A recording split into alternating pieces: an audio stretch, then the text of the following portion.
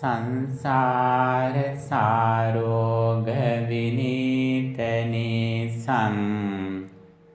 සන්නේත සාතං සුචිසාර දේශං සන්දේරකං සොන්න තනුපලාසං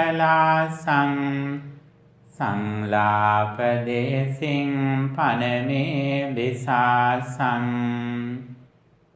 සංසාදිගං කේවල මෝහනාසං සන්නාහ කන්මාර රණේ විශේෂං සංසේවිතං දාසි මුදාරහාසං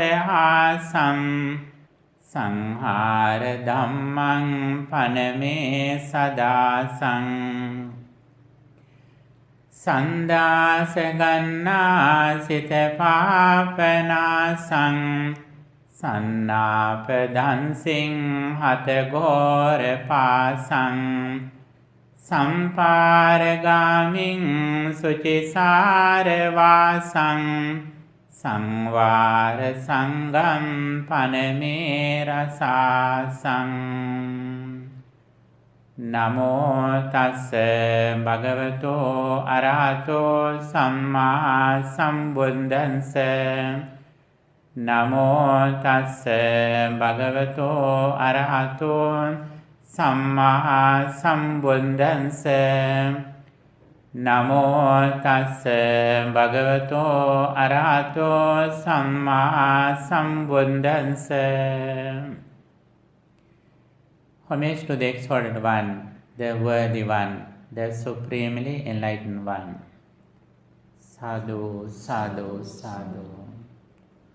Venerable sirs, monastics, friends in the Dhamma, we are here with the Dhamma retreat, meditation retreat.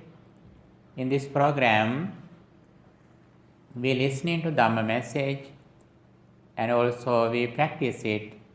Especially, we practice meditation here. Not only we practice closing our eyes as meditation, but even opening our eyes, listening to Dhamma.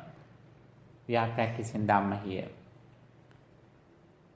Since morning we have been discussing one of the main doctrines in Buddhism, which is the Noble Eightfold Path, Arya Atthangika Magga. This is very important. This is our entire practice.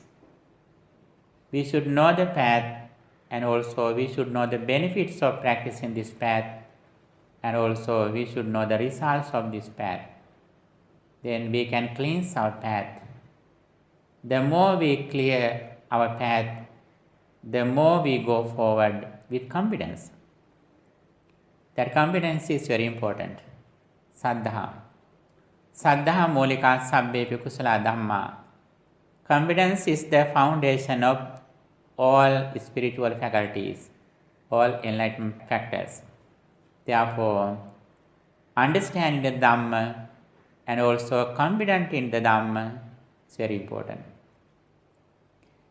I think you can remember what we discussed in the morning session, that we especially explained the right understanding, Sammaditthi.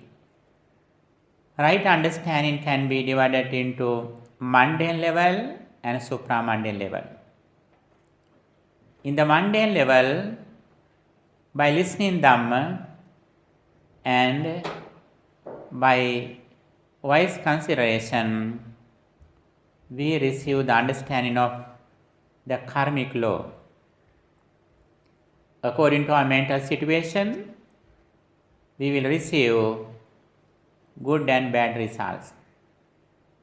When mind is pure, good results come to our life, fruitful results. Happiness follows us because of our pure mind. Whenever mind is impure, negative results. When we cleanse our mind, when our mind is pure, the positive results, fruitful results come to our life. Happiness follows us because of pure mind. This is the main understanding that we receive at the beginning of Sammaditthi, right understanding. When we have this understanding, we practice 3 meritorious deeds: generosity, 5 precepts, and especially metta bhavana. When we keep our mind in the highest level of practicing metta bhavana, a lot of activities that we do in this life are successful. And also we can receive fruitful results, good results, because of our pure mind. When we go to the next level of Sammaditthi, based on the Paticamuppada, the dependent origination, we understand the Four Noble Truths: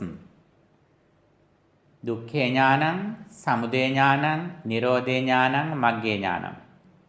That is the second step of Sammaditthi, right understanding. When we come to the second level of Sammaditthi, right understanding, we have understanding about the Four Noble Truths: suffering, the origin of suffering, the cessation of suffering, and the path that leads to getting rid of suffering. Understanding of these 4 things is very important. What is suffering?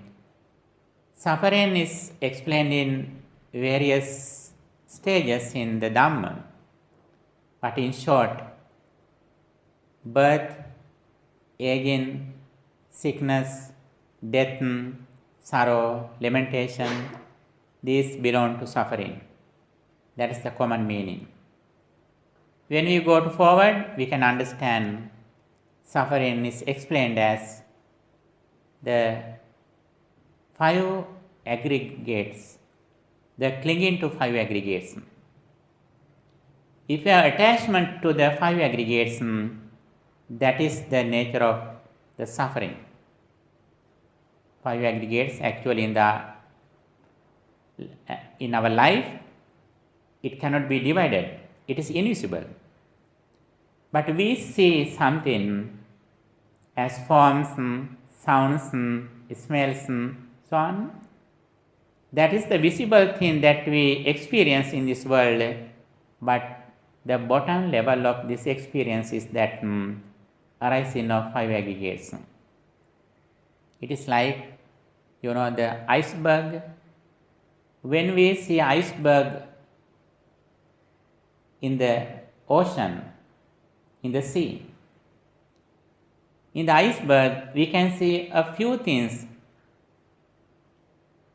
over the water.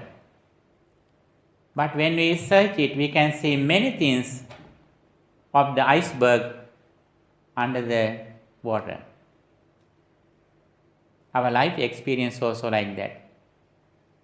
When we see something, when we hear something, when we smell something, we can get some experience, but the bottom level is that arising of 5 aggregates.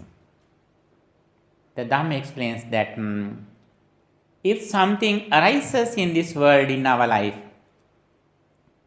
that is the arising of 5 aggregates. If something that ceases in this world, that is the cessation of 5 aggregates. The Buddha says very clearly, in the past and the present, I explain only suffering and the cessation of suffering. That is a very important message. The Dhamma explains that if there is something which arises in the world, that is suffering. If something which ceases in the world, that is also suffering. For example, if we think there is something in the world, you may think that I have a vehicle, I have my children, I have my parents, I have a job, I have my educational qualifications, I have my physical body, I have my clothes. We think that we have something. What is that? That is suffering. What is suffering? We think that there is something outside world in this moment. If you think that you have a house at this moment in your life, always you are ready to go back to your home. Even though you are here, you think of your house. As soon as you finish this retreat, what do? You go back to your home.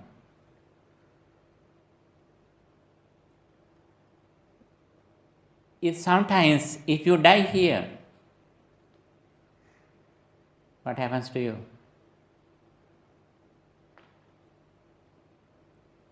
If we think that there is a world around me, if you have a big attachment to your house,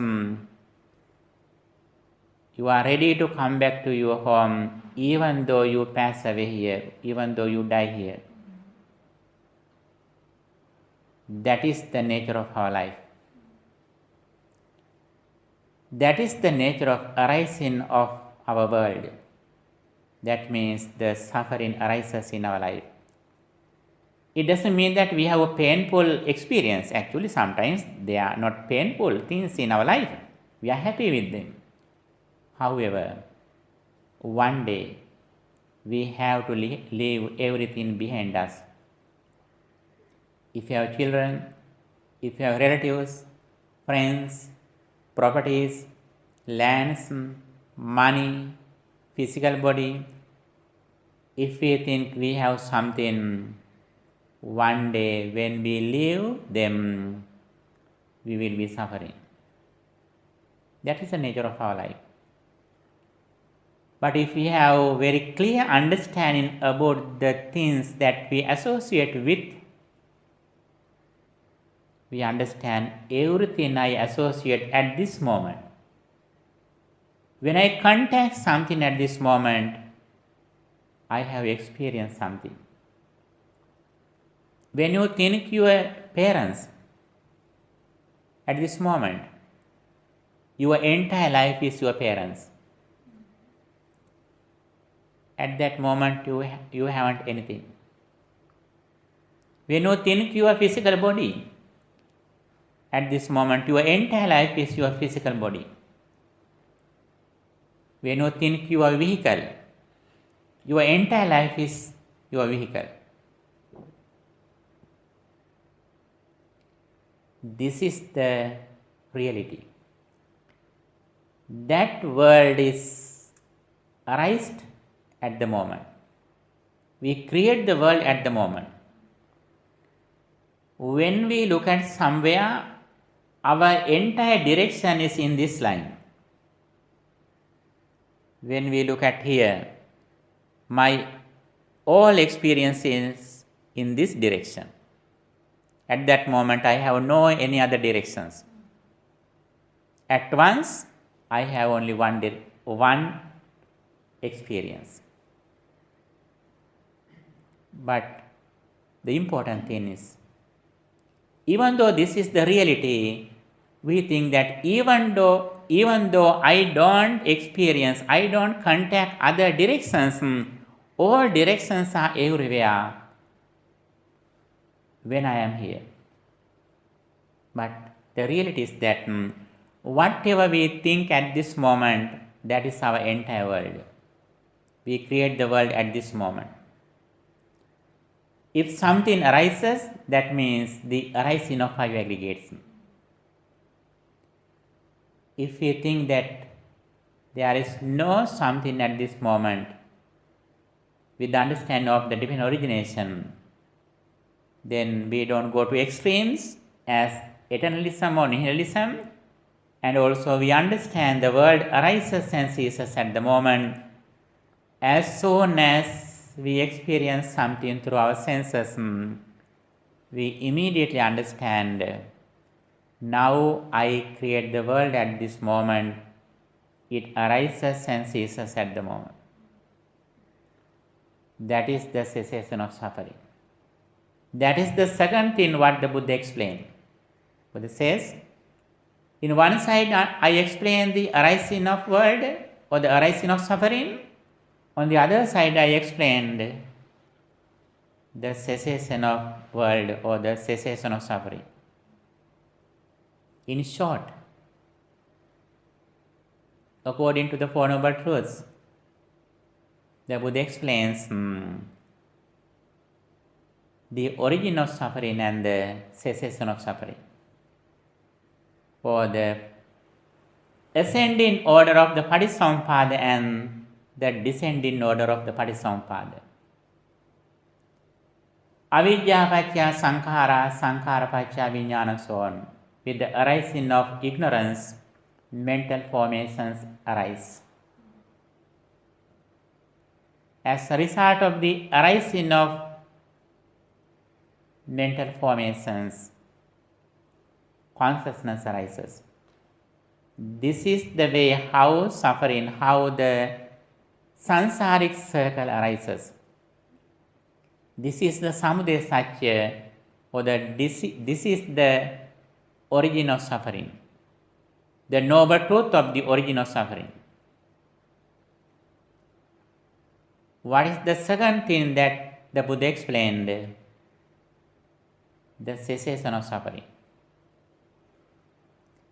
As soon as we experience something, if we know that this experience arises at the moment, this present experience didn't come to the present from the past. This experience will not go to future from the present.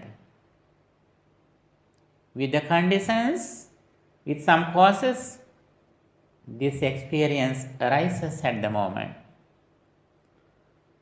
And also that experience immediately ceases with the cessation of conditions or reasons or causes. Then we always understand that my entire life is 5 aggregates. Those 5 aggregates every moment arise and cease. Arise and cease in. Arise and cease in. This is the Nirodha Satya, the noble truth of the cessation of suffering.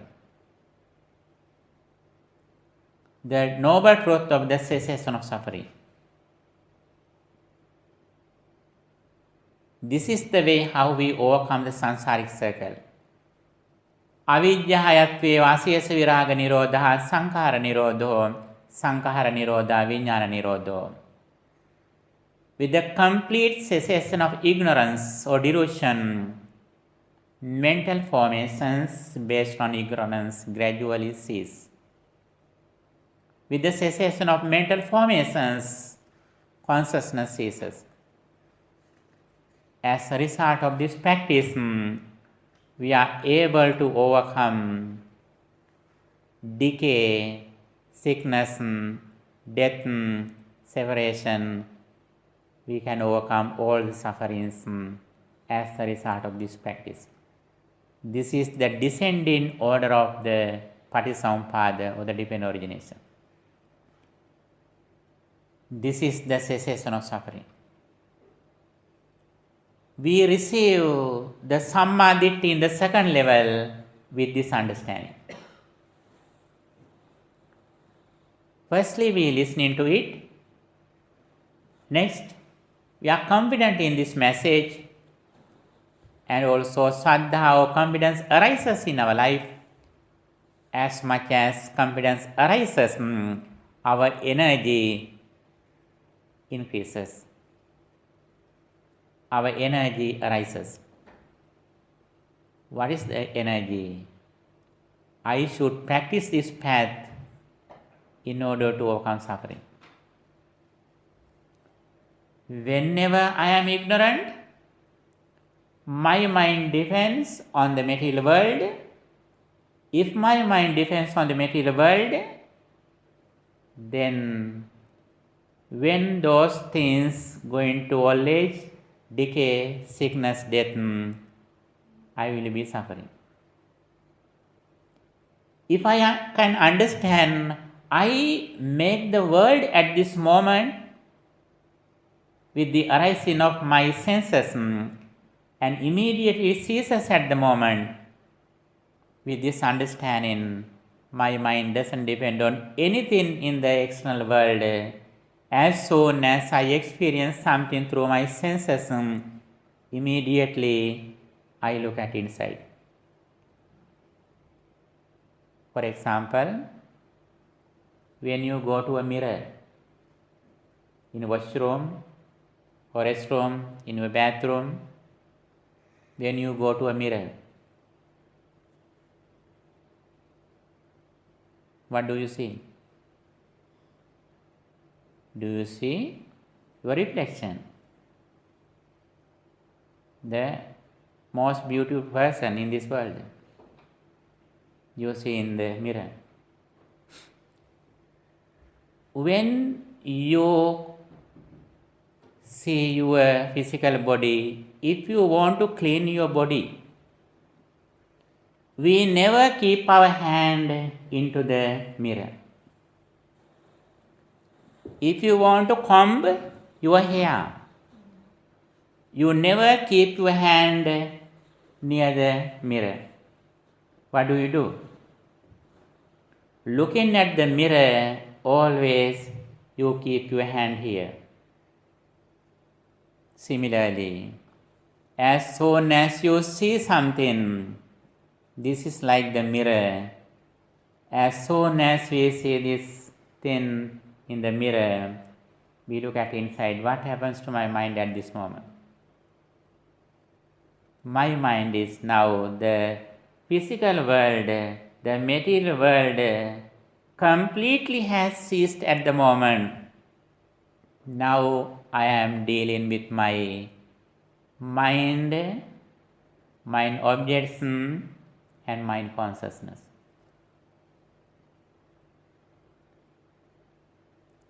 It doesn't mean that there is no something outside though. There is no person outside. Actually, there is a person or thing outside. That experience arises at the moment. But very important thing, even though there are something that arises at the moment, and also when I understand that form or material world, I understand everything through my mind consciousness. With this understanding, as soon as we contact something through our senses, immediately we look at inside. Looking at inside means insight meditation, vipassana bhavana. When you look at outside, it may be a meritorious act, good act, but it doesn't cause us to attain enlightenment. It may cause us to go to a blissful life. It can be a service. It can be a good karma. But it doesn't cause us to attain our liberation. That is why we should receive this understanding in the second level of samadhi, right understanding. For that, we have to listen to Dhamma again and again. In this level, when we go to gain this understanding, the three things are interrelated. Four Noble Truths, five aggregates, and the dependent origination. That is the foundation of right understanding in the supramundane level based on the ultimate truth. With this understanding, we speedily start our spiritual journey from Samadhi until we attain liberation through Samma Sankappa, Samma Vācā, so on. Then always we try to practice Adi Sila, Adi Chitta, Adi Pañña. Higher virtue, higher concentration, and higher wisdom. Slowly, physically we are slowly, but spiritually, speedily we go forward on this path, reducing suffering, overcoming the samsaric circle, enjoying the present moment, reducing defilements until our liberation. Więc na tej sesji omówimy dalej właściwy pogląd na i to, jak ta ścieżka się rozwija w trakcie, bo zaczynamy od usłyszenia Dhammy i jakiegoś właściwego poglądu i tak naprawdę cały czas rozwijamy to nasze zrozumienie aż do momentu, gdzie ścieżka się zakończy i ona też się kończy w momencie, kiedy to zrozumienie jest kompletne. Od rana omawialiśmy ośmioraką szlachetną ścieżkę, tą główną buddyjską doktrynę, którą powinniśmy znać, praktykować i wiedzieć, jakie są rezultaty tej ścieżki. Na samym początku jest sanda, jakby to pierwsza właściwość, która musi się pojawić, aby praktyka przebywała właściwie. I my słyszymy Dhammę, zaczynamy nabierać w niej pewności, praktykujemy i właściwe zrozumienie, które mamy uzyskać w wyniku naszej praktyki, dzieje się na dwa poziomy. Światowy poziom i pozaświatowy poziom. Na światowym poziomie mam zrozumieć prawo karmy, przyczyny i skutku. To, że umysł, który jest skażony, zanieczyszczony, za każdym razem, kiedy podejmuje jakieś działanie z takim umysłem, podąża za tym cierpienie. Jeżeli umysł zaś jest czysty, nieskażony, to mamy pozytywne rezultaty. W miarę jak pogłębiamy praktykę, to widzimy to naocznie i mamy to zrozumienie. To zrozumienie na światowym poziomie to jest szczodrość, to jest przestrzeganie 5 wskazań i w końcu to jest rozwój metty, metta bhavana. Metta, jeżeli już umysł jest nią wypełniony, to widzimy, że mamy dobre rezultaty w życiu. To jest wszystko, co też nie jest tylko unikalne dla buddyzmu. Jesteśmy bardzo szczęśliwi, wszystko idzie coraz lepiej w każdym aspekcie życia takim światowym.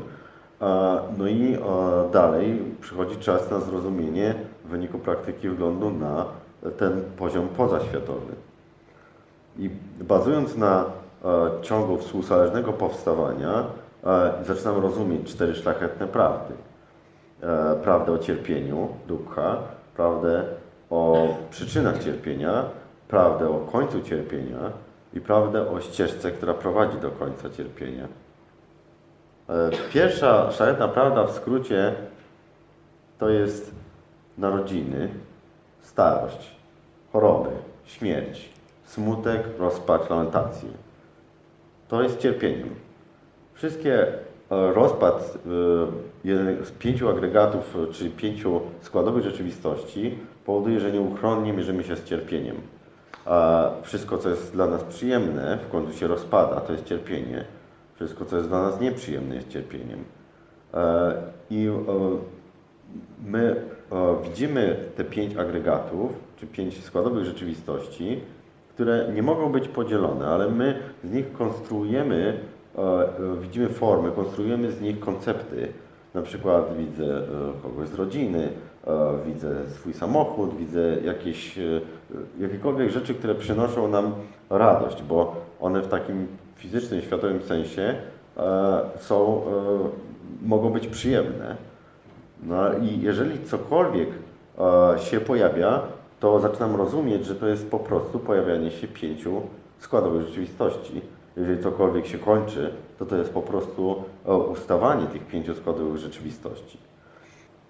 Tutaj była taka metafora związana z górą lodową, ale nie będę jej przytaczał, przynajmniej teraz, bo nie wiem, czy do końca dobrze zrozumiałem. To opowiem wam następnym razem, ale wszystko, co przykłady takie, dzieci, nasza praca, samochód, nasza pozycja, edukacja, przyjaciele, rodzina, to jest cierpienie. A zawsze jak one powstają, to też jest cierpienie, tylko po prostu nie rozumiemy, że stowarzyszamy się z tym, myślimy, że to jest przyjemne i myślimy, że to jest szczęście. To nieuchronnie skończy się. Myślimy, że coś jest w tym momencie. Mamy jakiś dom, na odosobnieniu myślimy, że mamy dom, chociaż go tutaj nawet nie ma, że pojadę do domu i jesteśmy w tym tak zakotwiczeni, że nawet jeżeli umrę na odosobnieniu, to dalej będę gotów pojechać do domu. Doświadczenia właśnie mogą być bardzo przyjemne, ale co jest przyjemne, no nieuchronnie się skończy i to jest cierpienie. Jeżeli z czymś wejdę w kontakt w tym momencie, to staje się to dla mnie całym światem. Jak ja patrzę na jakąś osobę, to cały świat jest tą osobą. Rodzic, jak patrzę na swoje ciało, to cały świat jest moim ciałem. Uwagę mogę skierować na jedną rzecz naraz. To, że samochód, jeżeli patrzę w jakąś stronę, to tylko w tą stronę. Tak naprawdę to patrzenie jest całym moim światem. My myślimy, że wszystko dookoła też jakoś tam trwa na poziomie światowym. Tak, ale ten kierunek doświadczania jest jeden. My musimy widzieć, że tu teraz powstaje 5 składowych rzeczywistości. I w miarę jak postępuję w praktyce, rozważam to współzależne powstawanie w tym kontekście tego mojego całego doświadczenia, to rozumiem, teraz tworzę świat, ale ten świat powstał i ustał, zanim pojawił się w mojej świadomości umysłu. I to jest koniec cierpienia, jeżeli w każdej jednej chwili ja wiem, że ten świat to nie jest coś konkretnego, tylko on powstał i ustał w tej jednej chwili, to jest koniec cierpienia, bo umysł się nie przylepia do niczego, czego już nie ma. I zaczynam widzieć kolejną prawdę. Z powstawaniem ignorancji powstają mentalne wytworzenia. Z mentalnych wytworzeń powstaje świadomość. I tak kolejne elementy łańcucha współzależnego powstawania aż do śmierci. Tak jest tworzona samsara. Na końcu tego łańcucha jest śmierć, smutek, lamentacja. To jest przyczyna cierpienia.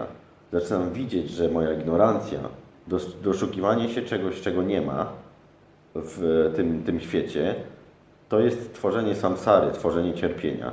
I to jest druga szlachetna prawda. W 12 w tym elemencie, w tym ciągu współzależnego powstawania rozumiem, że jak powstają przyczyny, to powstaje doświadczenie w tym momencie. Bez przyczyn to doświadczenie ustaje, czy z ustawaniem przyczyn doświadczenie ustaje. Nic nie przechodzi z tego momentu do następnego. Nic nie przechodzi z tego momentu do następnego. Są tylko przyczyny, powstawanie i ustawanie. I to jest trzecia szlachetna prawda. Koniec cierpienia z ustaniem ignorancji. Ustają wytworzenia mentalne. Z ustaniem świadomości. Z ustaniem wytworzeń mentalnych ustaje świadomość, z ustaniem świadomości ustają podstawy zmysłów i tak dalej, aż w końcu ustaje śmierć. Ustają lamentacje, smutek i cierpienie. To pozwala nam przezwyciężyć właśnie ten ostatni element łańcucha współzależnego powstawania, trzecia szlachetna prawda, i na drugim poziomie, tym takim ponadświatowym, ja słucham Dhammy, nabieram pewności, powstaje energia. Co to jest ta energia? Powinienem praktykować, żeby pokonać cierpienie. Kiedy jestem w dowolnym momencie mojego życia ignorantem, jestem pełny ignorancji, to w tym momencie staję się podmiotem tego doświadczenia rozpadu, starości, śmierci. moje życie zaczyna zależeć od świata, kiedy jestem pełny ignorancji, więc tworzę ten łańcuch współzależnego powstawania, tworzę cierpienie. I dalej przychodzi wgląd, rozumiem, że to wszystko powstaje i zanika w tym jednym momencie. Tak jak w łazience patrzę w lustro, to patrzę w lustro i nie czeszę tam czegoś w lustrze. Nie maluję lustra, nie myję ręki tam gdzieś w lustrze. Ja tylko patrzę w to lustro. Jak zrozumiem, że to wszystko, co się teraz dzieje, kiedy patrzę w lustro, to jest tylko i wyłącznie mój umysł, to przestaję się do tego przylepiać. Tam nie ma już najpiękniejszej osoby na świecie. To się dzieje w moim umyśle.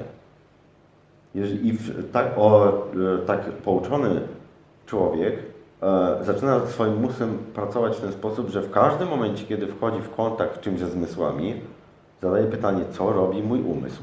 Jest uważny. Sprawdza, czy umysł się przylepia, czy nie, praktykuje dalej i w końcu przestaje w ogóle się przylepiać do czegokolwiek, bo widzi, że to jest przyczyna cierpienia. Dobry uczynek na zewnątrz, światowy, nie koliduje z tym wcale. To nie jest tak, że my wchodząc w interakcję ze światem produkujemy jakieś cierpienie. To nas nie kosztuje wyzwolenia. Robimy to, co jest właściwe w danym momencie na poziomie światowym. Ale zaczynam rozumieć, to właściwe świat zaczynam rozumieć i te prawo, które rządzi tym światem na poziomie pozaświatowym. To są 4 szlachetne prawdy, wiedza o 5 składowej rzeczywistości, które są niepodzielne i ciąg współzależnego powstawania. Wtedy pojawia się wyższa sila, wyższa koncentracja i wyższa mądrość. Te wszystkie elementy na poziomie pozaświatowym, czyli praktykuję wgląd, praktykuję dobre prowadzenie się i życie w cnocie, ale z powodu tego, że dążę do oświecenia oraz buduję mądrość tak długo, aż stopniowo moje cierpienie się osłabia, moje szczęście jest coraz większe, życie jest coraz bardziej pełne radości i szczęścia, aż do ostatecznego wyzwolenia, do Nibbany. Dear Dhamma friends, we are here with the Noble Eightfold Path, 𝒮𝓾 ℒ𝒶𝓃 ℾ. This is very important for our spiritual life. That is why we discuss it again and again. And I think now you have some idea about the Sammaditthi, right understanding. In the mundane level, Sammaditthi is that understanding the karmic law. Whatever we do with intention, we will have the same results. When mind is pure, fruitful results. When mind is impure, negative results. With that understanding, we practice generosity, 5 precepts, and metta bhavana. In this level, we make our world beautiful and cleaned around us. And also we make good friends. However, we depend on those people. As a result of this practice, we can spend this life happily. However, sometimes we have to face some problems when we are going to old age, sickness, death. We have to face some difficulties and sufferings. However, end of our life we can be happy. Finally, we will receive a blissful life as a result of this good path, good karma. In this level, we depend on the outside world. And also, we are still in the sansaric circle, having blissful lives.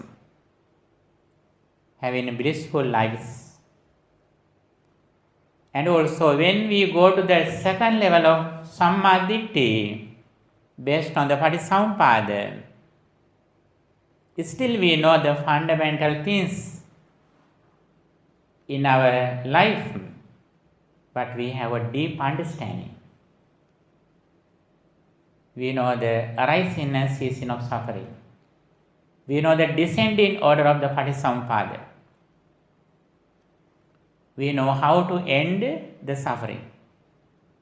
When we come to this level, no matter other people are with happiness or not with us, no matter whether others are happy or not with us, we depend on inside.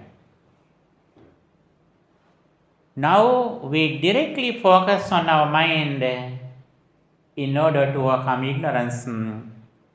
Then we practice higher virtue, higher concentration, and higher wisdom. Adi Sila, Adi Chitta, Adi Panya, based on our final goal, liberation or emancipation. This is the path in short. And also very special thing. Every moment we spend our life mindfully and peacefully.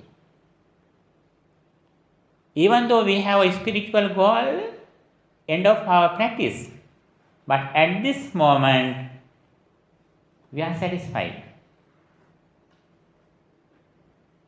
Satisfaction or the contentment is the greatest treasure of a person in this world. We live happily, peacefully, and mindfully at this moment. And also, our main practice is that reflecting on impermanence or arising and ceasing of five aggregates, form, feelings, perception, mental formations, and consciousness. We reflect on that everything is subject to decay. Everything is subject to impermanent. With this understanding, again and again we practice the Dhamma. You know, in the current society, some educators, some researchers, some professors, especially in the biology field, some people have explained the nature of our physical body. I think sometimes you have heard about Dr. Lipton Bruce. He is a biologist. He is explaining the nature of our physical body. He says that when our perception changes, it influences our entire physical body. As soon as we change our perception, it influences even our blueprint, our cells, our entire body. He emphasizes the importance of perception, sanya. But actually, they don't know the highest perceptions. Fortunately, when you know the Dhamma, you can understand the highest positive perceptions, meritorious and spiritual perceptions. In the mundane level, we can say generosity, virtue, and especially loving kindness. They are the highest perceptions. In the first level, in the mundane level, the highest positive perception is that metta bhavana. When we practice metta bhavana, that positive thought influences our blueprint, our cells, our entire body. But the very important thing, most of people don't know the highest positive perceptions in the supramundane level. when you come to the Dhamma. When you understand the Dhamma, you know the highest positive, spiritual, wholesome perceptions, what they are. Especially anicca sanya, the perception of impermanence. Reflecting on impermanence. Every moment, our body arises and ceases. Our mind, mental objects, they arise at the moment with the conditions. They cease at the moment when conditions cease. Arising, ceasing, arising, ceasing. Dhamma has explained several highest perceptions. Anicca sanya, the perception of impermanence. Anatta sanya, the perception of selflessness. Asubha sanya, the perception of impurity. Adinava sanya, the perception of danger. So on. In this way we can see very special perception that directly helps us to cultivate our positive thoughts, which is the perception of mindful breathing. If you want to change your life completely into the correct way, spiritual path, we have to understand these spiritual perceptions, especially based on impermanence. In short, practicing insight meditation, vipassana bhavana. Entire Dhamma is that in one side, practicing metta bhavana, on the other side, practicing impermanence. These are the highest positive perceptions that directly help us to develop our spirituality. Not only our spirituality, when we develop these positive perceptions in our life, that energy influences even our physical body. Understanding the Noble Eightfold Path directly helps us to understand our life, and that helps us to what we should practice. With this practice, again and again, we listen to Dhamma for our clear understanding, and also we practice Dhamma as Sila, Samadhi, Panya.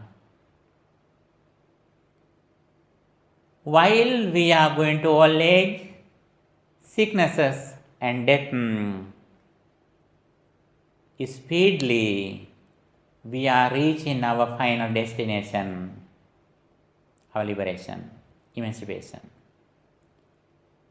Even though we have some physical problems, sicknesses in our physical body, that pain doesn't influence us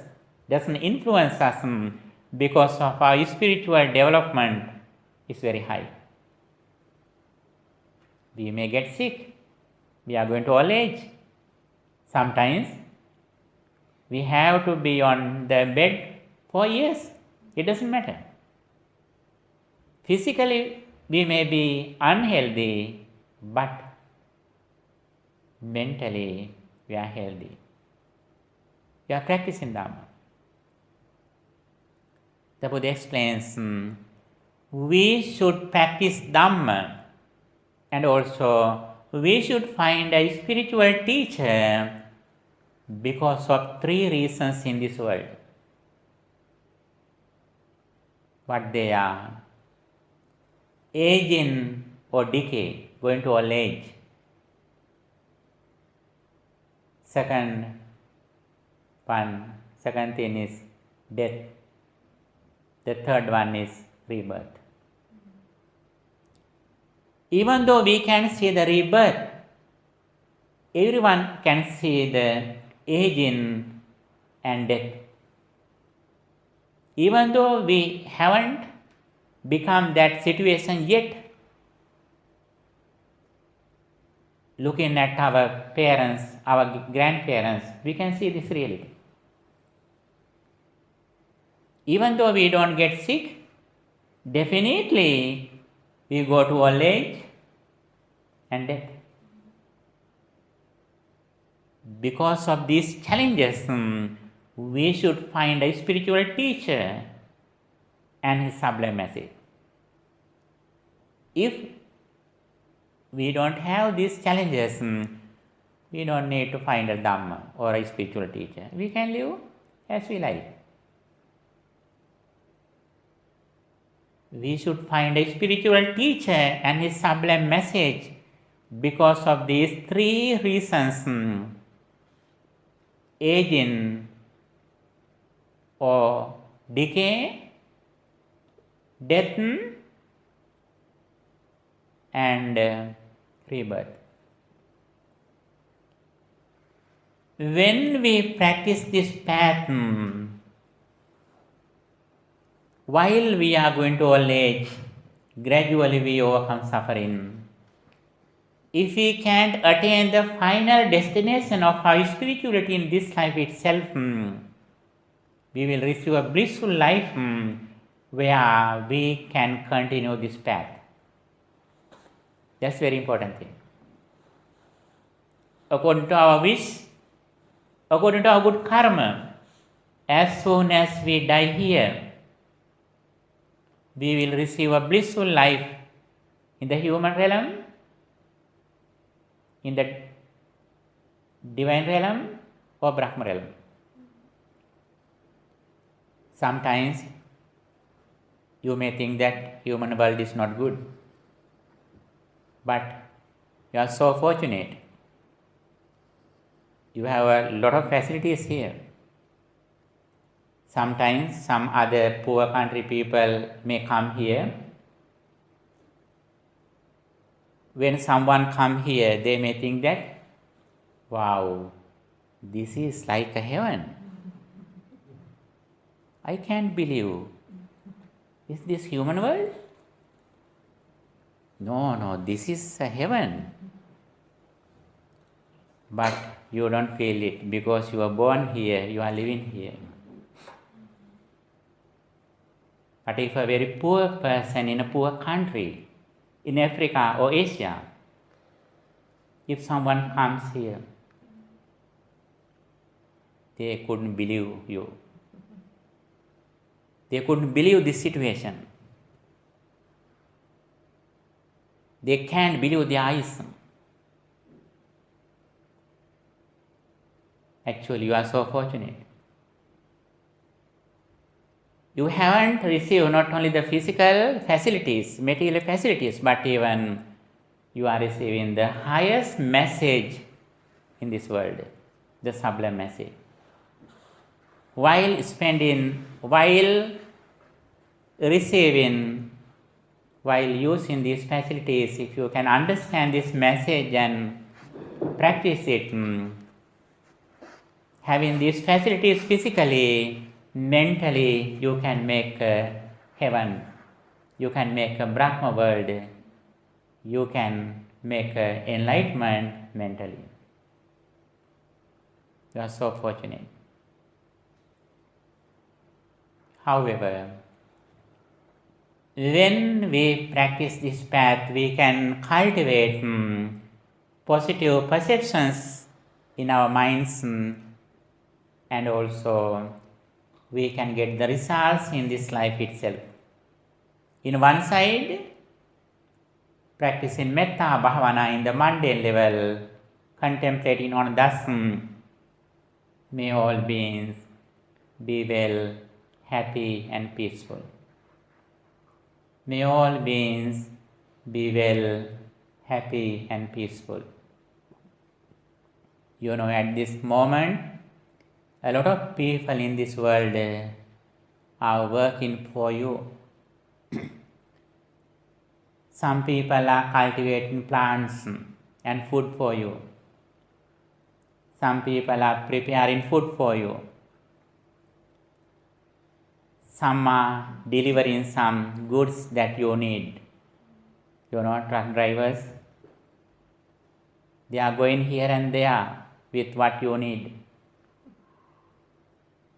Nurses and doctors, they are driving, they are going to the hospitals for your facilities. Many people at this moment, not in like this room with the heaters, but even in the snow, they are working for you at this moment. Our duty is to spread our metta for everyone. That is the highest meritorious act that directly helps us to cultivate our positive thoughts. Again and again we should think, may all beings be well, happy and peaceful. There are some people in this world, I don't know whether you know, some people are going to for miles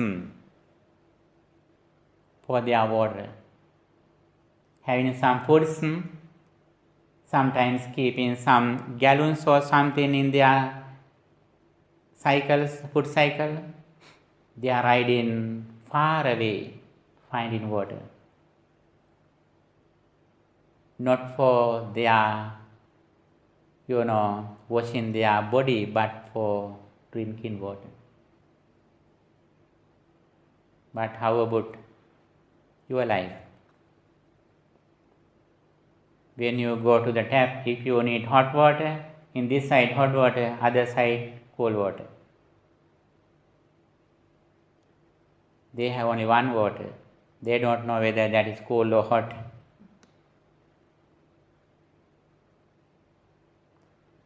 Having these facilities, actually, our duty is to cultivate our mind to the maximum level. Not only that, we should help others with the Dhamma, with the good advice. That should be our duty. And also, with this understanding, we conduct our all activities based on this practice, which is the Noble Eightfold Path. When we think something, it should be right intention, samma sankappa. If you do a job, that should be right livelihood. When we practice mindfulness, it should be based on right mindfulness. When we concentrate our mind, that is right concentration. What is we say right understanding, right mindfulness, right speech? What is the difference? Right mindfulness and mindfulness. Even some counselors, some philosophers, some psychiatrists also advise their clients for mindfulness. Sometimes they teach breathe in mindful for them. They tell that please sit in a particular place and close your eyes and breathe in and out slowly. Keep your mind in the present moment. Forget your past, forget your future, live in the present moment. Then you can overcome, you can reduce stress, depression and anxiety. They also practice mindfulness. That is just mindfulness, but not right mindfulness according to the Dhamma. They also get the benefits by practicing mindfulness, but we don't say that is right mindfulness. Right mindfulness always based on right vision, and right effort. That is the difference. What is the right vision? We know the karmic law and also we know the nature of the Four Noble Truths based on Patisampada, that is deep origination. That is why it is said as right mindfulness. And also we practice mindfulness based on right effort. What is right effort? Right effort means we always have an effort in order to reduce negative thoughts and negative actions. On the other side, we have an effort in order to cultivate positive thoughts and actions. That is why this mindfulness is right mindfulness. There is a very special discourse in the Dhamma. The name is 𝒮𝓃 ℒ𝒶𝓃. The discourse of Great 40. 𝒮𝓃 ℒ𝒶𝓃, which comes in Majjhima Nikaya. That discourse explains very clearly the steps of the Noble Eightfold Path. There we can see these steps in several levels, in the mundane level and the supramundane level. Samadhi also can be divided into mundane level and supramundane level. Sammasankappa also can be divided into mundane level sammasankappa, supramundane level sammasankappa. Right speech also like that. All the steps can be divided into mundane level and supramundane level.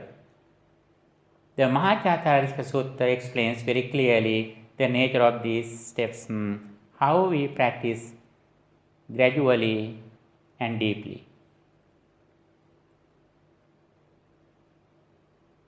Whenever we practice loving kindness meditation, those things, sammaditthi, samma sankappa, so on, these things gradually cultivate in the mundane level, in the surface level. When we practice insight meditation, vipassana bhavana, these steps cultivate in the higher level, in the supramundane level, based on the ultimate truth. But we should be clever to practice these 8 things in the highest level based on vipassana bhavana, insight meditation, especially when we reflect on the impermanence of mentality and corporeality or the 5 aggregates speedily, continuously, we can cultivate our positive thoughts based on the Noble Eightfold Path. At that moment, we are fulfilling all the facts, all the steps of the Noble Eightfold Path. These 8 things are explained as the 8 steps of happiness. The Noble Eightfold Path is the 8 steps of happiness. Then we are not boring. Always we are happy. Why is that? We have to do something every moment. Even though we don't have a lot of friends, even though we don't have devices, although we don't have Wi-Fi, we have a best friend with devices, with laptops, with handphones, with smartphones, with Wi-Fi, we have a friend. Who is that? Mindfulness. Even though we don't have any other facilities, if we have correct mindfulness based on the right understanding, samadhi, we have everything. Since we are happy at this present moment. Więc teraz, jak mamy już opis tego właściwego poglądu, samadhi, to będziemy powtarzać jeszcze wiele razy, że na poziomie światowym, kiedy ja rozbudowuję właściwy pogląd, to cały czas wszystko się poprawia. Ja zaczynam praktykować, ale ja cały czas zależę od świata zewnętrznego. Mam to błogie życie, jednak cały czas pozostaję w samsarze. A podążając za zbudowaniem tego zrozumienia na poziomie pozaświatowym, ja jestem w świecie, ale rozumiem bezpośrednio te prawdy o cierpieniu i już wiem, że moje szczęście nie zależy od niczego zewnętrznego, tylko od mojego umysłu. Pojawia się zrozumienie, że moja praktyka musi polegać na oczyszczeniu tego umysłu i kieruje się w stronę vipassany. Mamy usatysfakcjonowane życie tym, co jest, żyjemy bardzo szczęśliwie, spokojnie, żyjemy uważnie, ale tu się nie zatrzymujemy. Dalej praktykuję wgląd, obserwując nietrwałość 5 kant, formy materialnej, uczuć, percepcji, mentalnych wytworzeń i świadomości. No i są badania, ja tu zapomniałem nazwisko naukowca, nie zapisałem go, Liptona, chyba nie ten od herbaty, ale pewnie jakiś biolog, powiedział, że, zbadał, że kiedy zmienia się nasza percepcja, to za tym podąża zmiana naszego ciała fizyczna. Mantet użył słowa blueprint, czyli jakiś tam plan, czy coś jak jakiś znaczenie, znaczy jakiś zbiór tych cech naszego ciała, że to się zmienia wraz z tym, jak zmienia się nasza percepcja. I tu wszystko już wiem, to jest na poziomie światowym, ale my tylko znając Dhammę i podążając tymi naukami, poznajemy najwyższe percepcje na poziomie pozaświatowym. I teraz podsumujmy te percepcje na poziomie światowym.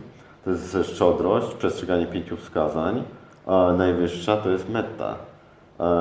A percepcje najwyższych poziomów na pozaświatowym tym poziomie to jest anicca-sanya, percepcja nietrwałości.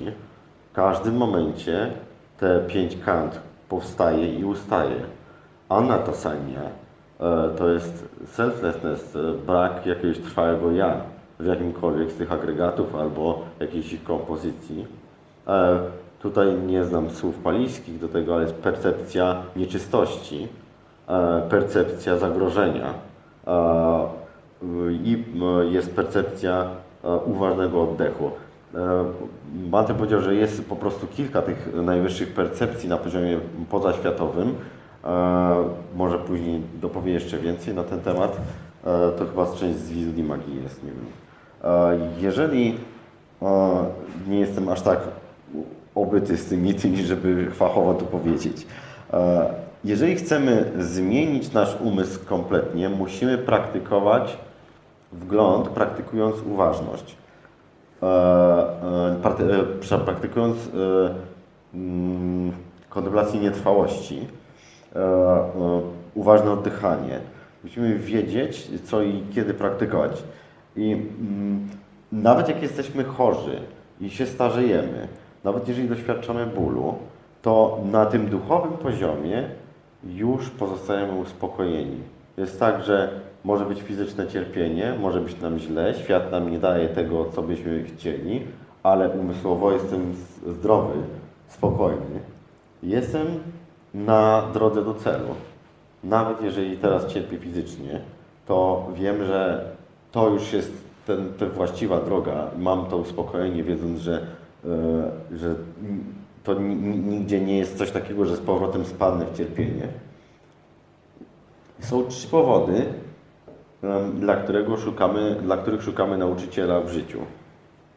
Pierwszy to jest rozpad, starzenie się i choroby. Drugi to jest śmierć. To te 2 widzimy naocznie, bo bardzo łatwo je dostrzec. A trzeci to odrodzenie. No bo jak się odrodzę, to znowu ten cykl cierpienia będzie trwał. Gdyby ich nie było, to nie byłoby sensu szukać nauczyciela. No po co? Ale ponieważ one są, to dlatego powinniśmy znaleźć tego nauczyciela, aby dostać ten wzniosły przekaz. Bhante użył tutaj słowa wzniosły 𝒮𝓾 ℒ𝒶𝓃 dla podkreślenia wagi tego przekazu. Jakie są możliwości kontynuowania drogi? No po śmierci, jeżeli w tym życiu oświecę się, będę oświecony, no to nie odrodzę się już, tak?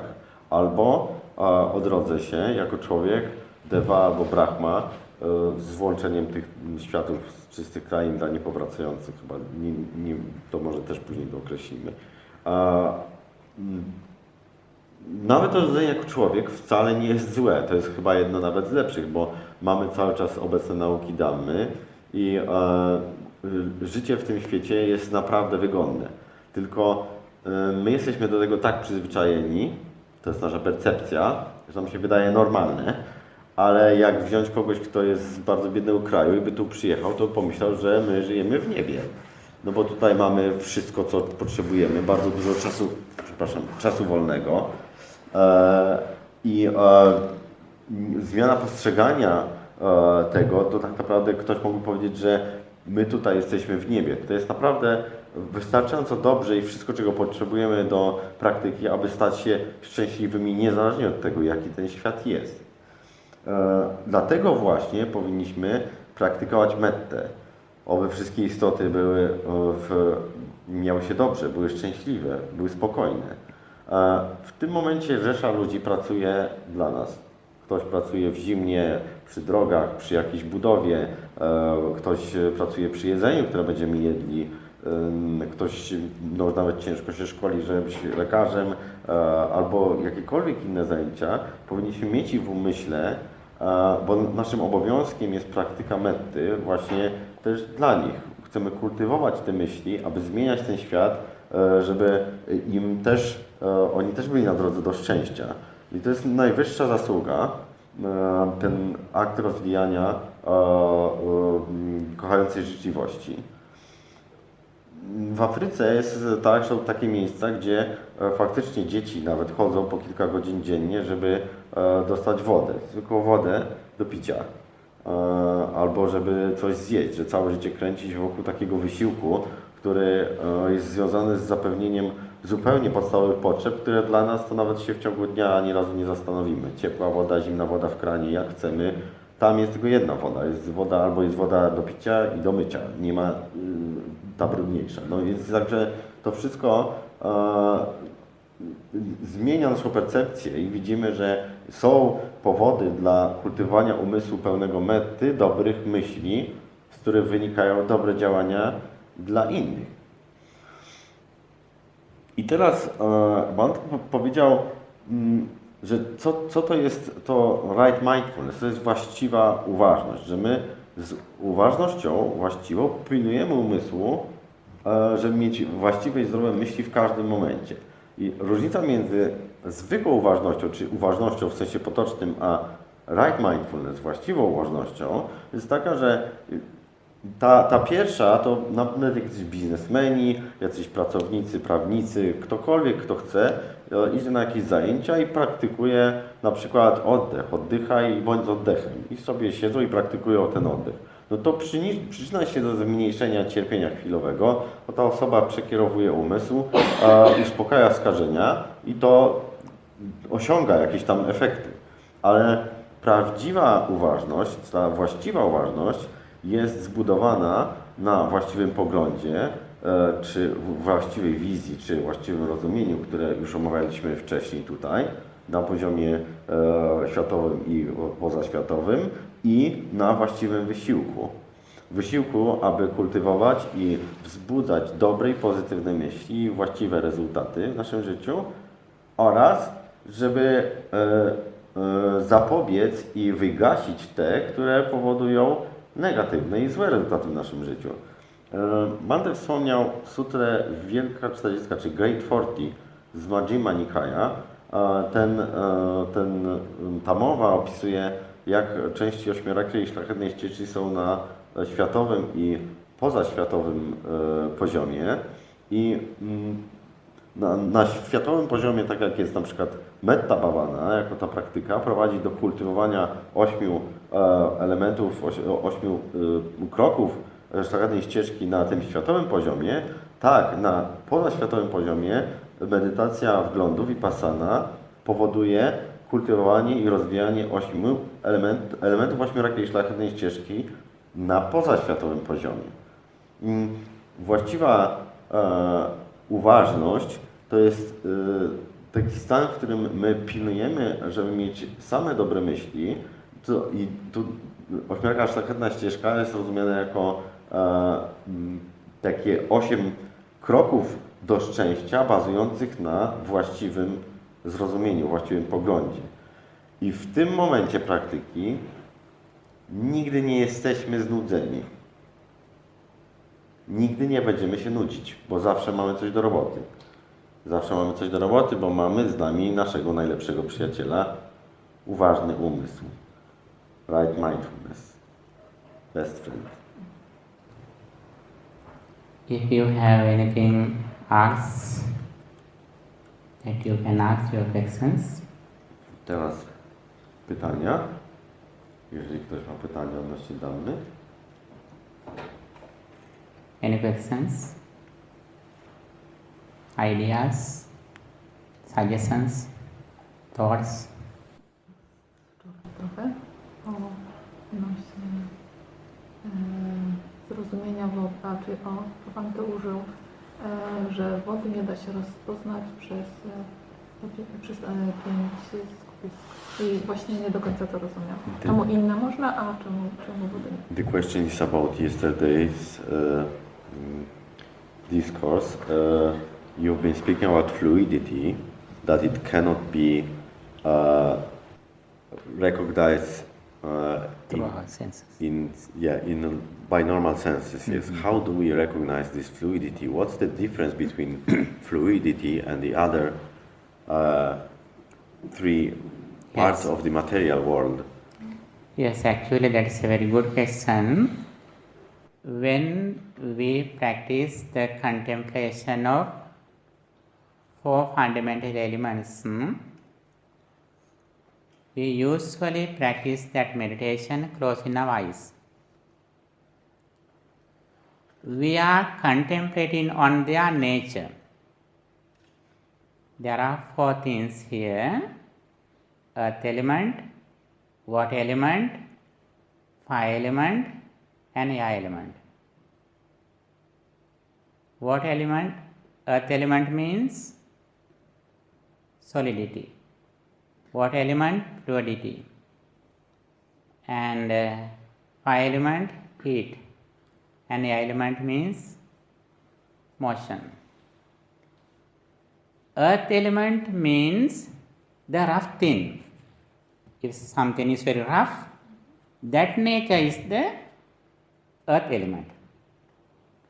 When we look at the earth, sometimes when you go outside, you can see the earth.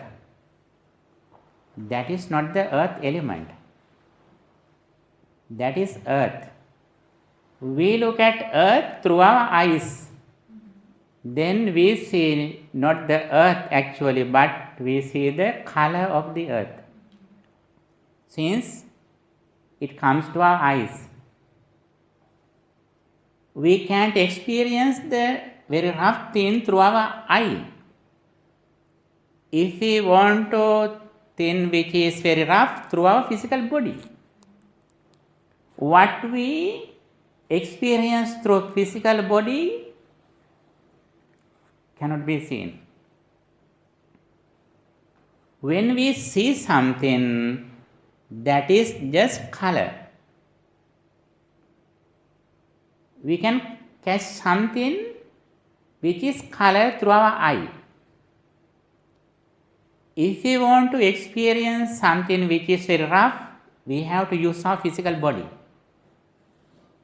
When you are moving the pillar, you feel something that is not the wood. We may think that this is wood, I feel wood. No, you don't feel wood. You feel the rough thing. The nature of the rough, very steady nature. That is why it is said the earth element or solidity cannot be experienced through our eyes. Earth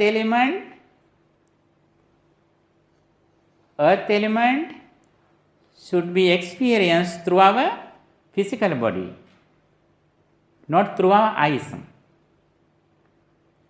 If we see something that is just color, and also especially you ask that fluidity, what element? What element actually cannot be experienced through our eye or even our physical body? Sometimes you may think that I can see something as water and also I can feel it through my hand. When you keep your hand, you feel not water but earth element, the rough thing. It is like ice. Ice or water, both are in the same way, the rough thing. But the water is understood through our mind. How is that? When it is flowing and also it has no color, comparing these things through our senses, we understand this may be water. We can't understand water through our five senses. We understand the water through our mind consciousness, combining all things with the senses. And also when we go to understand heat element or fire element, sometimes you may think that I can see the fire. We can see the color, but we can't see the fire. If you want to experience the fire, you should be near there. When you see some, heat or something, then you understand this may be fire. For that we should be near. When you something which is fire sitting in far away, looking at something, you think it, you guess it. That is fire. Sometimes you have seen some lamps like, flame, with the flame. When you look at from far away, you may think that that is fire. Actually, that is not fire, just light. There is something which is moving through the light. Then we look at that, that is fire. Actually, that is not fire. That is a light. We see only color as light or heat from far away. But when we come to near, we can understand this is fire, this is light. However, both of them we understood through our physical body, through our body consciousness. And air element. We can see the air. How do we feel air? through our physical body. Sometimes when the leaves are moving, we can guess there is air there. But that is just guessing. But if we want to see the air, we should contact it through our physical body. These four things, we contemplate on them as their nature, as their qualities. By reflecting on these four things again and again, Patavi, Patavi, Patavi in Pali language, it means earth, earth, earth, so on. When we repeatedly contemplate on it again and again, based on this meditation object, our mind gradually gains concentration. Patavi, Patavi, Patavi, or earth, earth, earth. That is not the earth which is in the outside world, in the outside. But we contemplate here the nature of the earth. If something which is very rough, that is the nature of earth. Earth element, not earth. Sometimes you may think that I can see the earth, but we can see the earth element. Earth element is very smaller than atoms. These four things are very, very slight, small things.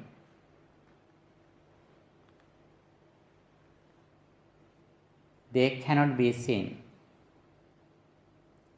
They are just energies. We contemplate on this energy through our mind, not through our physical body or through our senses. Just contemplating on these natures again and again, contemplating on these qualities, we concentrate our mind. Here especially we take their qualities, not the physical things in the outside world. Since we practice the contemplation of the four fundamental elements closing our eyes.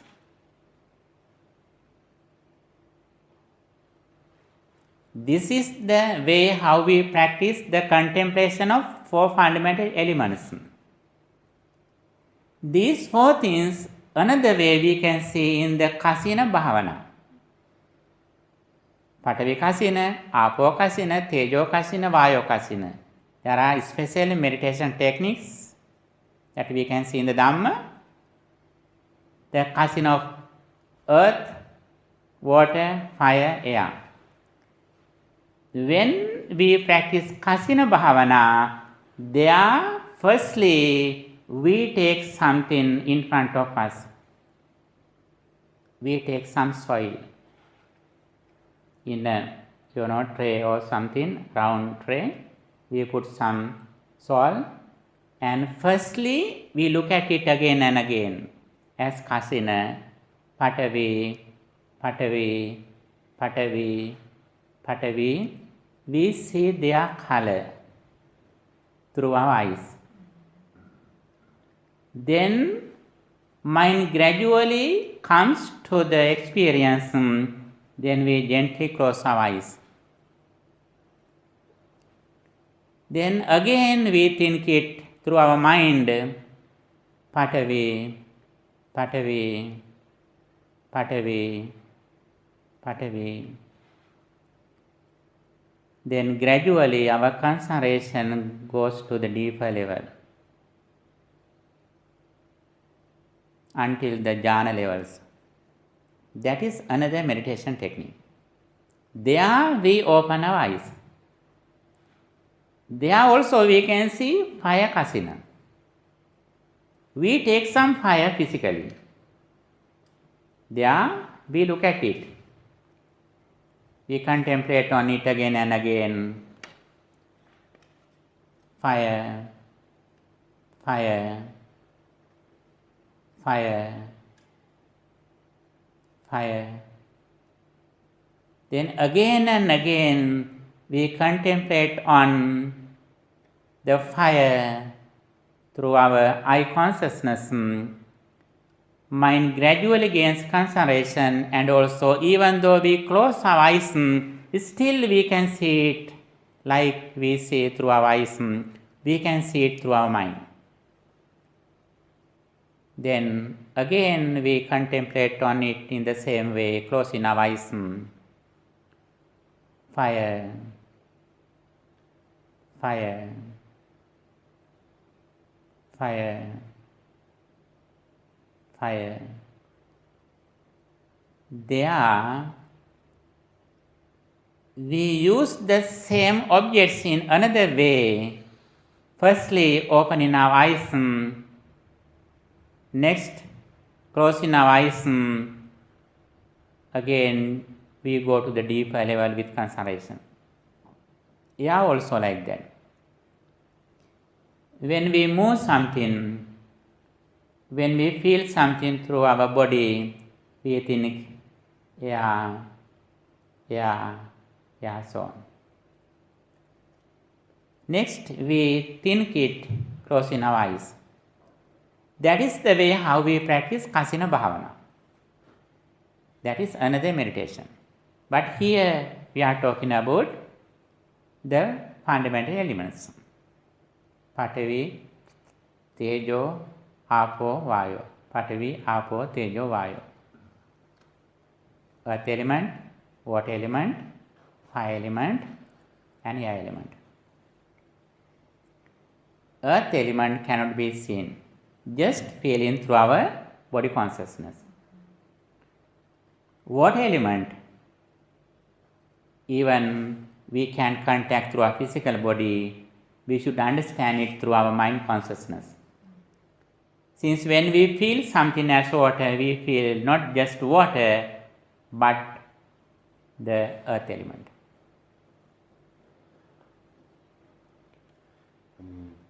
Air element, we understand through our physical body. We can see air element. And also fire elements also we can see. We can see color. Using some colors, we can guess, we can decide. This is water, this is earth, this is fire, this is air. That is our guess, not just the real thing.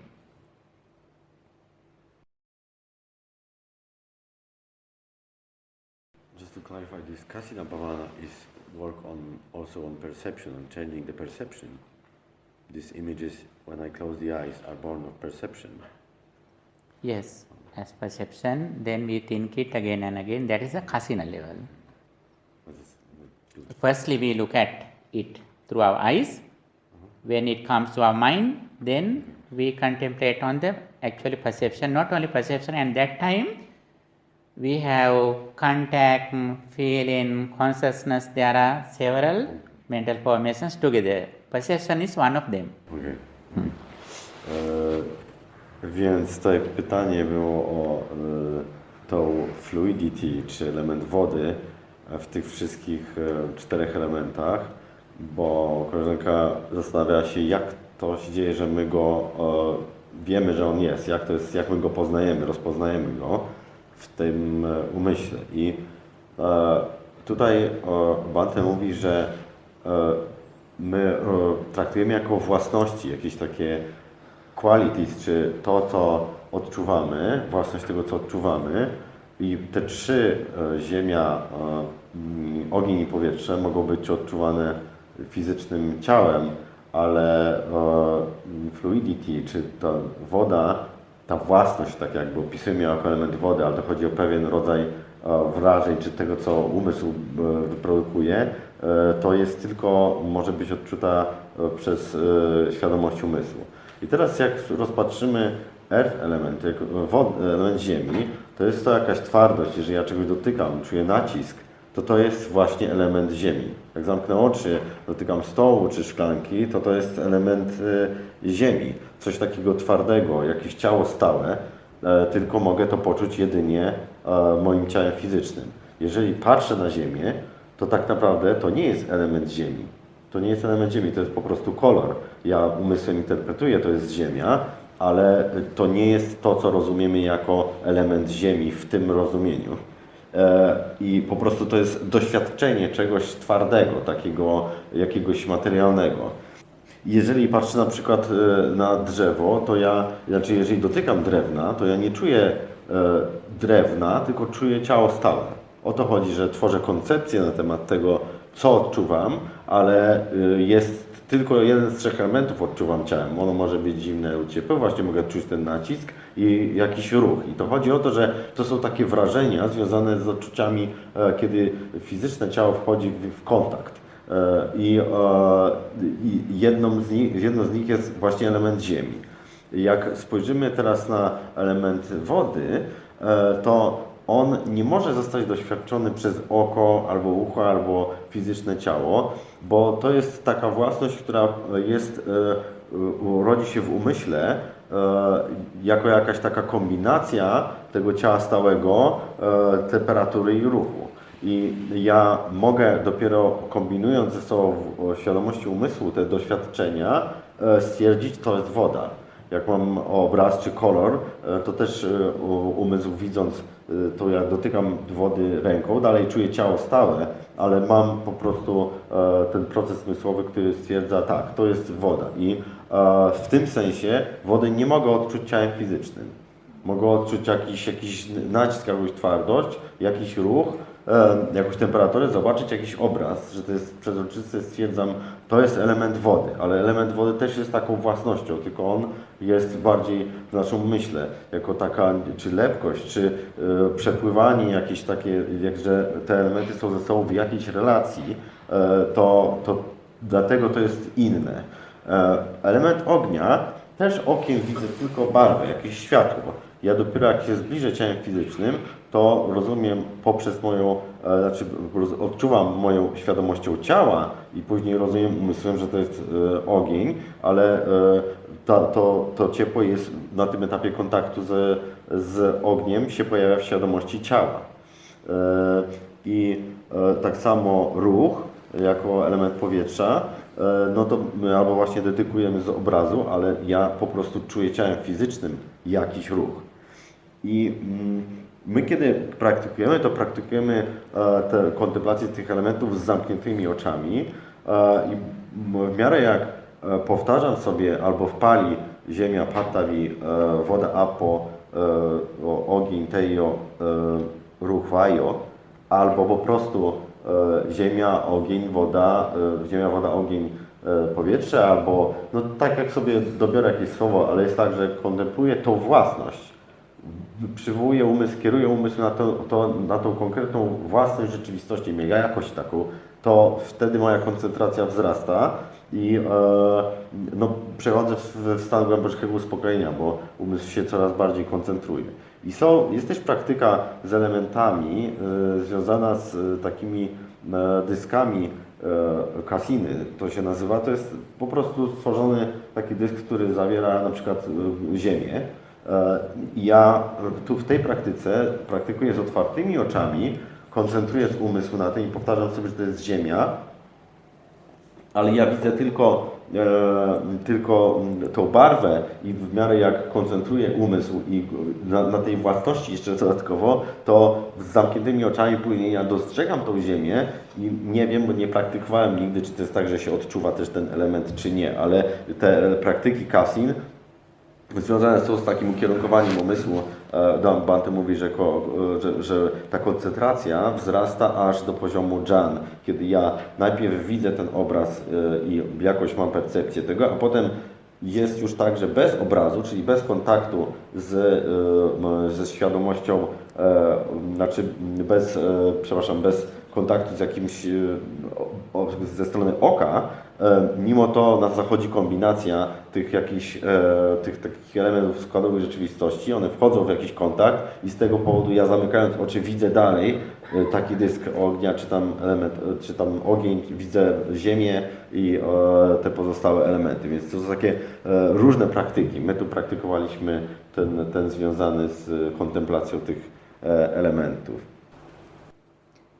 There is a very special thing that we have to understand here, dear friend. We take these objects as samatha bhavana, which belongs to the conventional truth.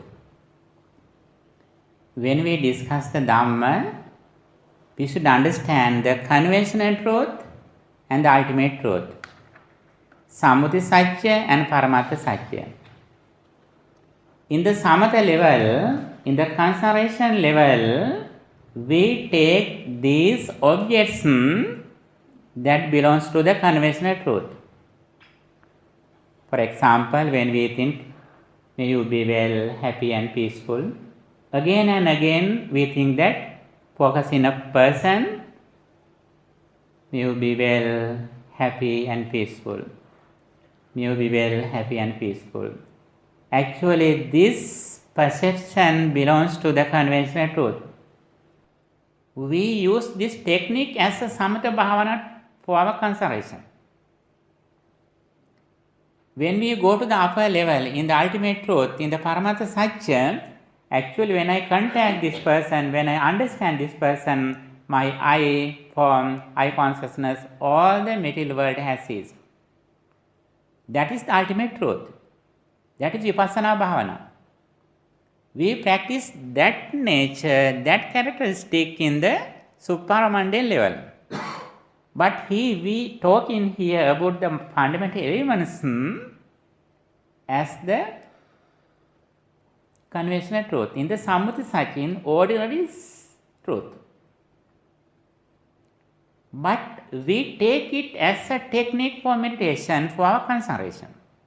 Since we can directly go to the insight meditation if our mind is going here and there. We have monkey mind. Always our mind goes to past and future. Then we can focus on the deep truth, in the ultimate truth, in insight meditation. For that, in the first level, based on the conventional truth, we take some objects. We take fundamental elements, we take persons, we use our body posture, we take our body parts, the impurity of body parts. Taking these objects that belong to the conventional truth, using these objects, we concentrate our mind in the mundane level based on the Sammuti Satya, the conventional truth. That is not the ultimate truth. I explain these four fundamental elements to you in the mundane level, in the conventional truth.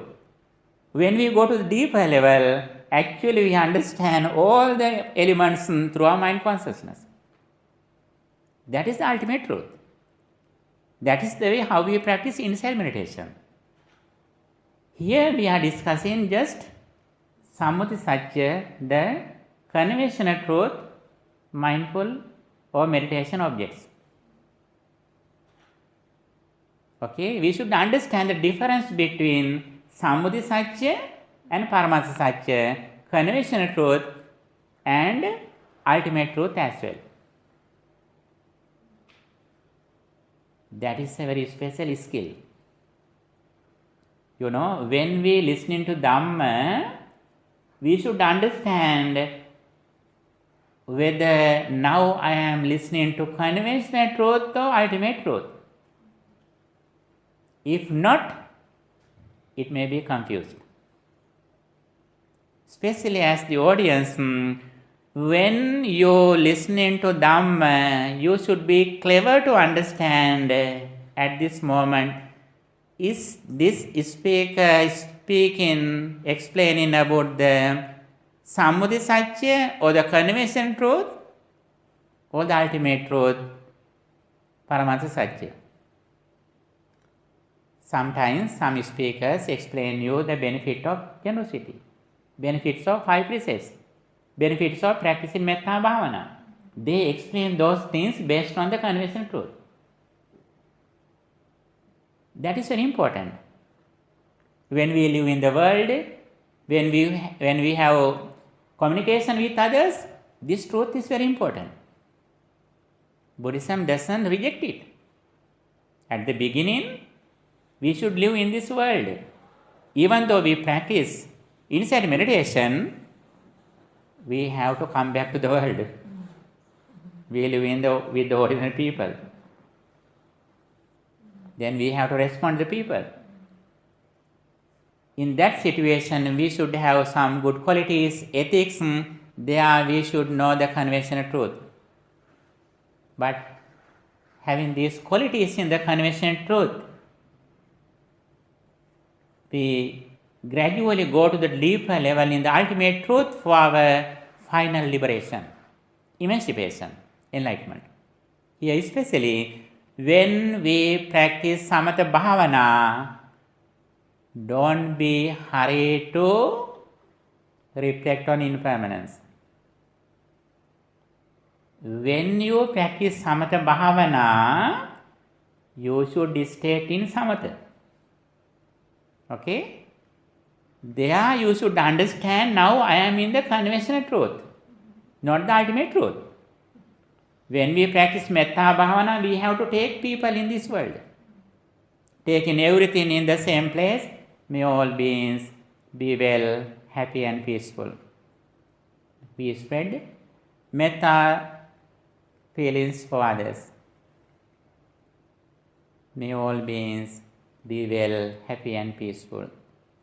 At this moment, we are in the mundane level based on the conventional truth.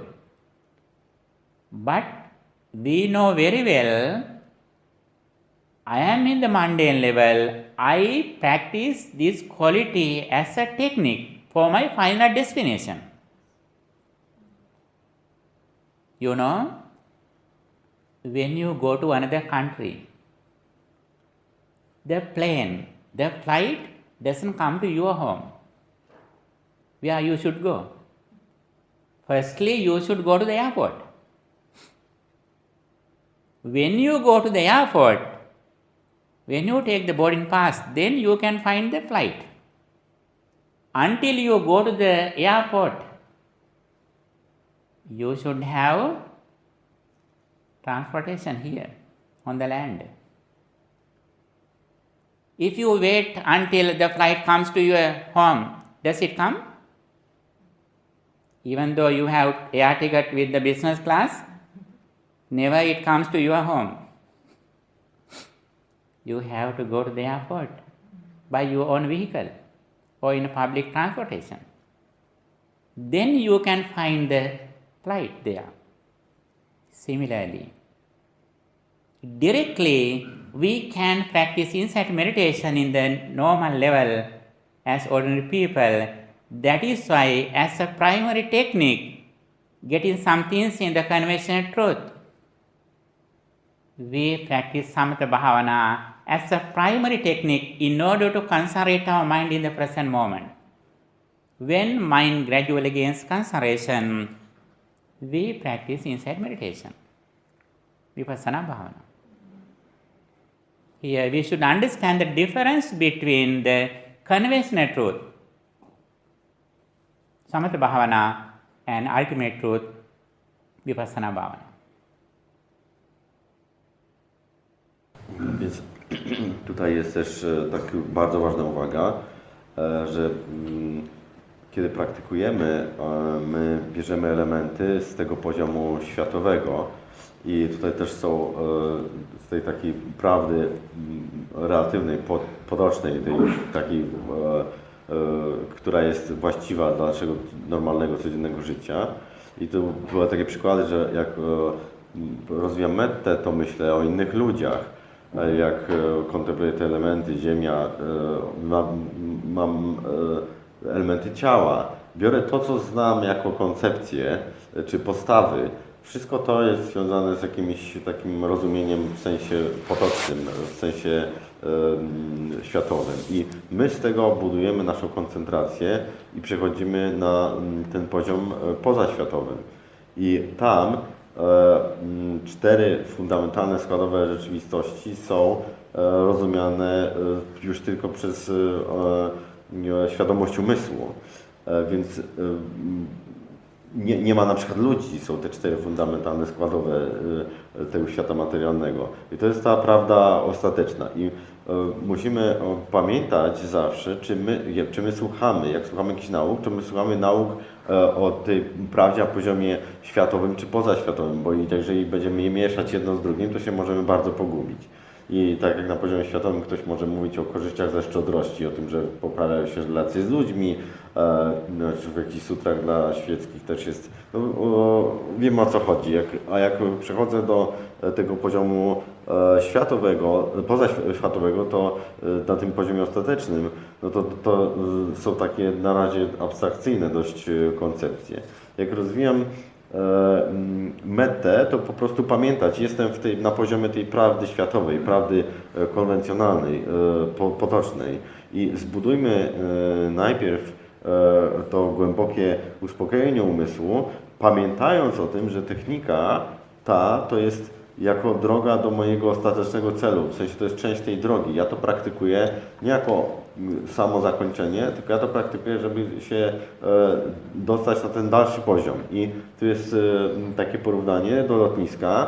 Nawet jak gdzieś lecę z biznes klasą, to i tak muszę wziąć na lotnisko taksówkę albo dojechać autobusem, albo w jakiś inny sposób. Samolot nie przyleci mi do ogródka. I ja najpierw biorę jakiś środek transportu, już powoli gdzieś tam się dostaję na to lotnisko, a potem dopiero wsiadam do samolotu. Tak samo tutaj nie przyspieszać, nie śpieszyć się z medytacją nietrwałości, jeżeli nie potrafię zbudować dużej koncentracji, uspokojenia umysłu, po to, żeby ten wgląd właściwie budować, mieć do niego w ogóle dostęp do tego, żeby móc ten wgląd budować. Więc to jest takie zaznaczenie bardzo ważne, żeby rozróżniać te poziomy, także jeśli chodzi o te elementy. Jak rozumiem, wszystko w zasadzie, co jest mówione, to żeby zdawać sobie sprawę, czy jak praktykuję, to do którego z poziomów to się odnosi. Okay, dear friends in the Dhamma, now we have a break for your evening snack and other rest. And while you rest, you can practice meditation, metta bhavana as much as you can. Okay, here in this session we couldn't practice silent meditation, but however, when you work your activities until next session, you can practice metta bhavana, contemplating on thus, may all beings be well, happy and peaceful again and again. And also when you walk on the path, you can practice walking meditation too. When you drink something, please do it mindfully. Then it comes to mindful drinking. And your activities, when you perform your activities, always please maintain your mindfulness, keeping your attention in the present moment. Do everything mindfully and slowly. It means you are in meditation. Okay? We really appreciate and bless you, your energy, your courage. All things are blessed for your life. And also, when you are together in the same place with others, that is an encouragement for everyone. When others are meditating, we also have enough courage in order to practice, in order to follow them. That is good thing. Every moment we should be an example for others. That is very important. We all are in the same level. We learn something from others. I learn something from you. You learn something from me. You learn something from her. She learns something from you. Therefore, when we are together especially in a meditation group, everyone has good qualities, good examples, then other people can follow it. Therefore, always we should be an example for others. We all are in the same path for spiritual development. Therefore, wishing others success in their spiritual life, we should share our understanding, our examples, our good behavior, and we should cultivate our good qualities from moment to moment. Okay, for that, I wish you all the best. By the power of this spirituality, may all your spiritual goals meet its success, and finally, may all of us attain the supreme bliss of liberation, Nibbana. Sadhu, sadhu, sadhu. Więc ta sesja się zakończyła. Nie praktykowaliśmy teraz medytacji, ale jest sugestia, żeby praktykować w przerwie mettę i za każdym razem, kiedy coś robimy, to żeby robić to uważnie, powoli. Na przykład jak pijemy, to żeby pić uważnie i wszystko, co robimy, żeby robić to z uwagą i wtedy mieć refleksję, że tak, teraz właśnie też trwa praktyka. I Bhante bardzo docenia nasze zaangażowanie i energię oraz odwagę. Chcę podkreślić tutaj, że wszyscy razem doświadczamy i wzajemnie się wspieramy, więc jak gdzieś jesteśmy, to nasza obecność tutaj wspiera innych. Jesteśmy dla siebie przykładami, każdy się od każdego uczy. Jesteśmy na tym samym tutaj poziomie i Bhante mówi, że uczy się od nas, my od niego i my wzajemnie od siebie, wszyscy tutaj, więc takie jest zachęcenie po prostu do tego, żeby być dobrym przykładem dla reszty oraz żeby wszystkim osiągnęli swoje duchowe cele, żeby byli szczęśliwi i osiągnęli ostateczne oświecenie Nibbany. Sadhu, sadhu, sadhu.